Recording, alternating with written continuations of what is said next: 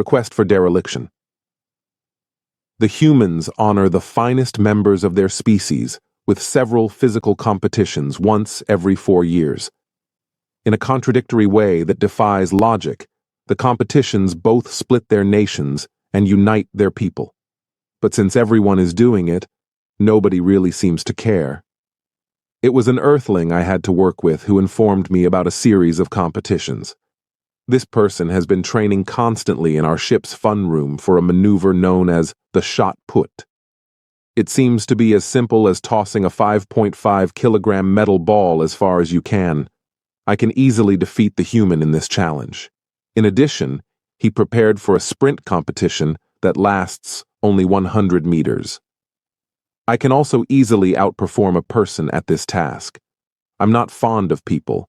They have a conceited and exaggerated view of their own worth, in my opinion. I would like to ask the human government to let me compete in their Olympics as a representative of the Margan Horeth because of the performances I have seen and because I am confident that I can outperform any human. I would have to take the necessary leave of absence, the same one that Calvin, the human, is taking to come. Swing is taking to come to Earth and participate in this age-old custom. I've asked ahead of time for this time off. Verify that I have authority to leave my post for the length of this. Day 1 of the trip journal. It appears that Earth is a diverse place. I saw a huge desert from orbit, and then, a few minutes later, I saw a massive jungle at the base of a rather large mountain range. I have never seen so much water on any planet, and their seas are enormous. One of the factors that must allow them to thrive on this planet despite all of their flaws must be the easy and widespread access to water.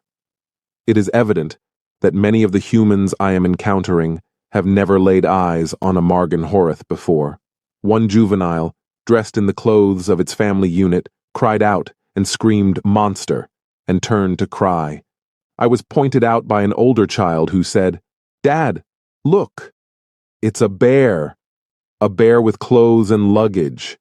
I will have to investigate this bear later because I have no idea what it is. For now, I have to locate something to eat and head to my lodging for the evening. I have to go to the land of Olympus from the spaceport tomorrow." Day 2 of the trip journal. I was awakened much too early for breakfast. I'm sour. My hunger was not satisfied by breakfast, so I had to ask to be taken to a place where I could obtain a larger portion of the nutrients I require to function. My directions were to a coffee shop across the street, and I was handed a large regular. It is repulsive. All of the humans purchase and consume them.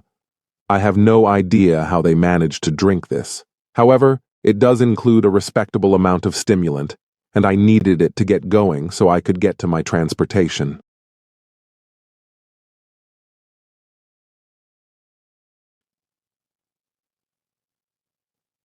Travel Journal, Part 2 of Day 2.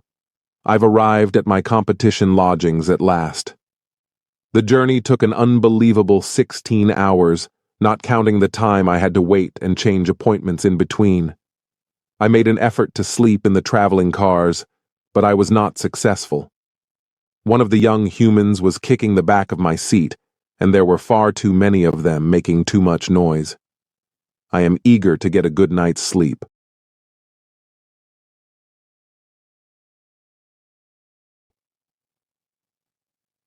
Journey Journal, 3rd day.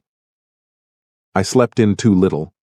This time, the people were grown-ups, and they stayed up all night celebrating their inclusion in the Olympics. I believe that, when I factor in all the time I spent in bed, I only managed to obtain around 9 of the 12 hours of sleep I had planned. I don't know how people who get such little sleep are able to operate at this early hour of the morning.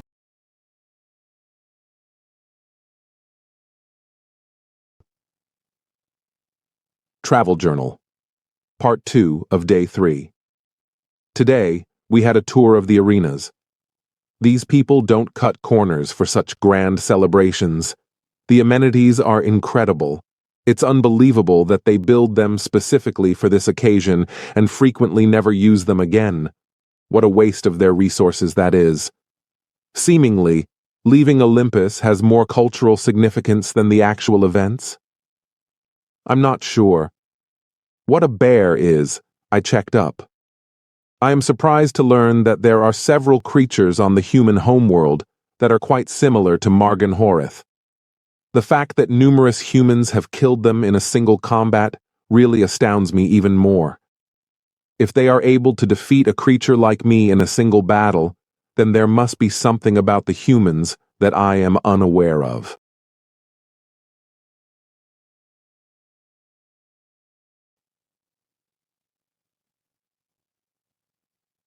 Day 4 of the trip journal. At 6 a.m., all competitors were awakened. The human race was ready for this and had anticipated it. All of them are unacceptable chipper about attending this event. They seem to have an energy reserve that I cannot explain. When I left their company last night at 2000 hours in order to get some sleep, I was told that the most of them continued to be active until at least 300 hours. We are doing the preliminary competition round today. At every event, we each receive 3 passes to demonstrate our ability. Every pass has a unique day. Today, I became aware of a different running test, one of perseverance. It's known as a marathon. To demonstrate that Margan-Horeth are superior in endurance in addition to speed and strength, I have volunteered for this. 3 passes are not available for this event.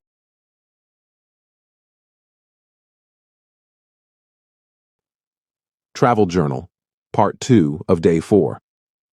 I ran a faster time today than any human, even though I was exhausted. Compared to the other people, I put the shot farther. To be honest, I'm shocked at how close some of them were to my performance in both races.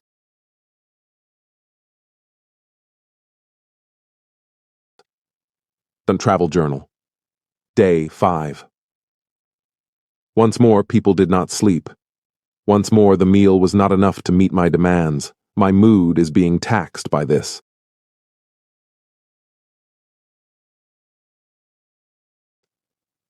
Travel Journal, Part 2 of Day 5.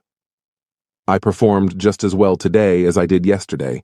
The officials commented that my times were within 1,000th of a second of each other, suggesting that constant performance, like mine, is unusual among humans. Although I'm not sure how they measure such minute variations for a Margan-Horeth racing on a track, I'll take their word for it that the significant figures agree with my calculations. A few of the people bridge the gap between my time and theirs. It seems that there is some debate over whether it is justifiable for me to run on all fours because they think it provides me an advantage over humans. I contended that making me run like a human would give them a significant advantage over me.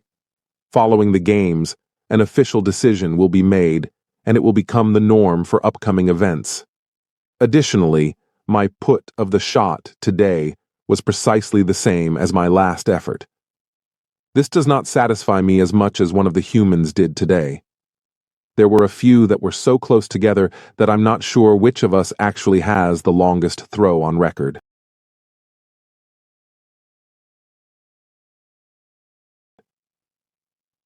Journey Journal, Day 6, once again.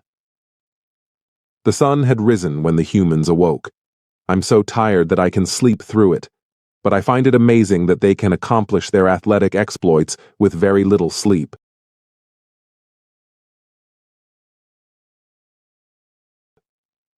Travel Journal, Part 2 of Day 6. Today on the dash, I pushed myself to the absolute maximum. My score was nearly a second higher than before. However, it was ineffective.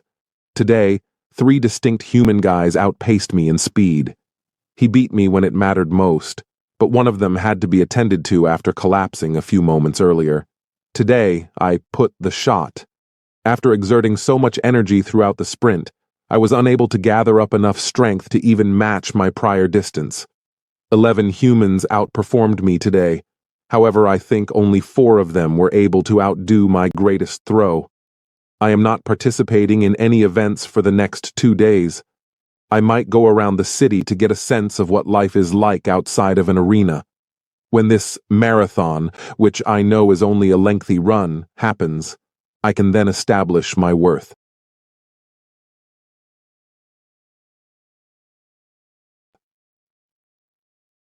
Travel Journal, Day 7.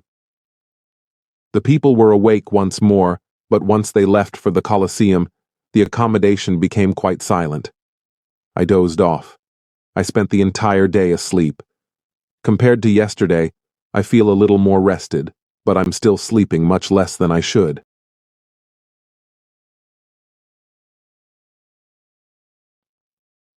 Travel Log, Day 8. Last night, I spent the evening with the humans. I was curious to observe their celebration of their accomplishment in reaching this point. I learnt that just a small percentage of people are affected by it at any given time, not all of humanity. They are not staying up late the night before an early competition, and they are at least partially aware of their own happenings. They've all acknowledged that while they're here, they're pushing the envelope in every manner.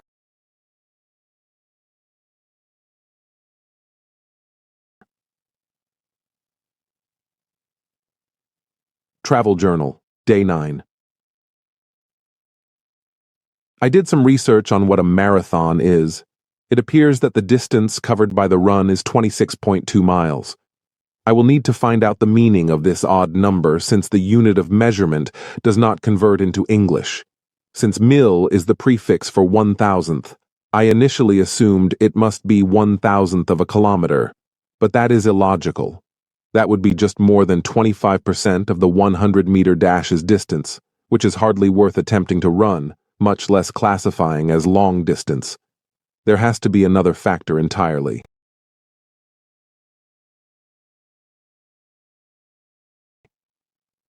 Travel Journal, Part 2 of Day 9. A mile is 5,280 feet, it seems. I'm not sure what a feet in this context even means. It cannot possibly refer to 5,280 human feet. Every one of them has a distinct size. Does each runner's race have a distinct length? Tomorrow, I'll find out.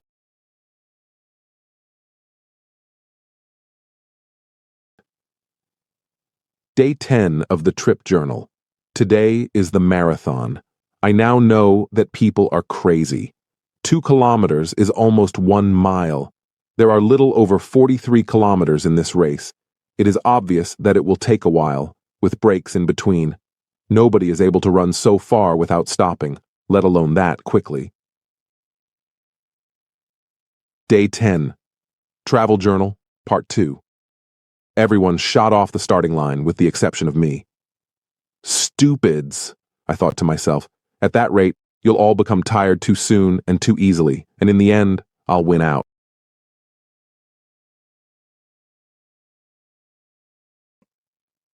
I was in error. In 2 hours, 3 minutes, and 17 seconds, the quickest human completed the distance. In 2 hours, 47 minutes, and 51 seconds, the last human was placed. All of the other contestants were present to watch me finish the race. Rather of making fun of me as I had expected, they gave me encouragement. It took me less than 6 hours. After I crossed the finish line, I passed out. To aid with my recovery, they gave me water that was tainted with salt and carbs. The awards presentation is tomorrow.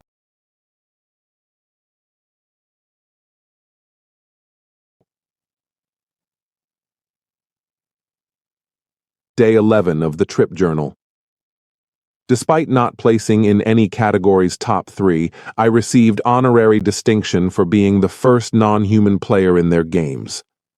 I am much humbled by this experience and have a renewed regard for people, not simply humans at the top of their game, as they are really outstanding considering their size, but honor their perseverance. This week, every single person I came into contact with slept at a level that would have killed a Margan Horace, and yet they all continued to function at their highest level. For a split second, I can outperform the typical human in anything, but I promise never to attempt to outlast a human again in terms of endurance. Their capacity to just keep going is unrivaled. I close my trip journal and prepare to tackle the transit back to the spaceport tomorrow. I'm hoping there isn't a tiny person kicking my chair the entire time. Subscribe, like, and share this video.